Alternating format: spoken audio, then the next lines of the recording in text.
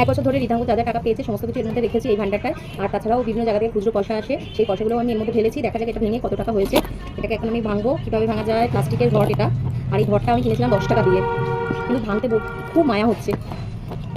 কীভাবে ভাঙবো বুঝতে পারছি না। কাঁচি দিয়ে কাটতে হবে, কাঁচি নিয়ে আসি। চলে এসি কাঁচি নিয়ে তার থেকে কাটবো। ও আমার শখের ভান্ডার। দেখা যাক এটা দিয়ে বের করা যাবে, মনে হয় না। আর একটু কেটে নিই সুন্দর করে ভান্ডারটাকে কাটি।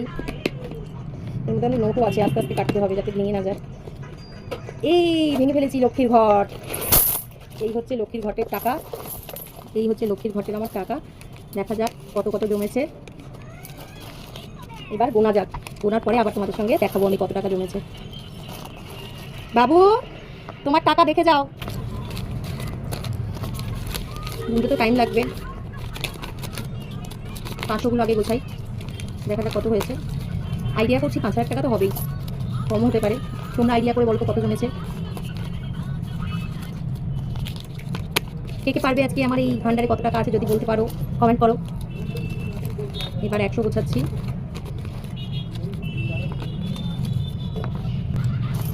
100গুলো গোছাচ্ছি, কিন্তু অনেকটা বড় হয়ে যাবে ভিডিওটা পজ না করলে।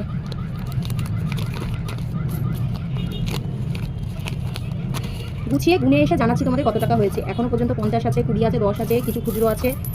এসে তোমাদের জানাচ্ছি, তারা ওয়েট করো। 500, 100 আর 50গুলো গুছিয়ে ফেলেছি। এবার গুনে দেখি কত আছে। 1 2 3 4 5, সরি 1 2 3 4 5, 5100, 200, 300, 400, 500, 600, 700, 800, 900, 1000, 6000 এখানেই হয়ে গেছে। 1 2 3 4, 6450 টাকা এখানে হয়েছে। বাকি খুচরো আর 10 টাকা মিলিয়ে দেখি কত হয়েছে। গুছিয়ে ফেলেছি 20 আর 10, 20 টাকাগুলো আমি গুনে নিয়েছি। 20 টাকাগুলো হয়েছে 400 টাকা, আর এখানে হয়েছে 170 টাকা। এবার বলো তো টোটাল কত হয়েছে। এখনো কিন্তু খুচরো বাকি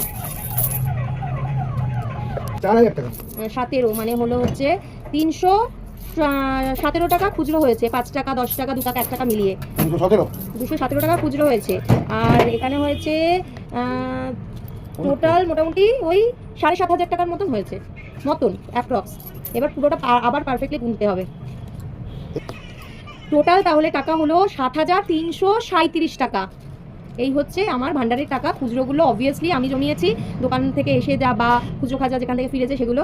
আর নোটগুলো ম্যাক্সিমামই তোমাদের ঋদ্ধাঙ্গ সোনা যেগুলো পেয়েছে পুজোয়। তাছাড়া আমিও অনেক টাকা পেয়েছিলাম পুজোর সময়। তাছাড়া তোমার ঋদ্ধাঙ্গকে যেই আসে ওর মিনি, ওর দিদা, দাদু সবাই দেয়, সেই টাকাগুলো বছরখানেক ধরে জমিয়ে এই টাকাটা হলো। এবার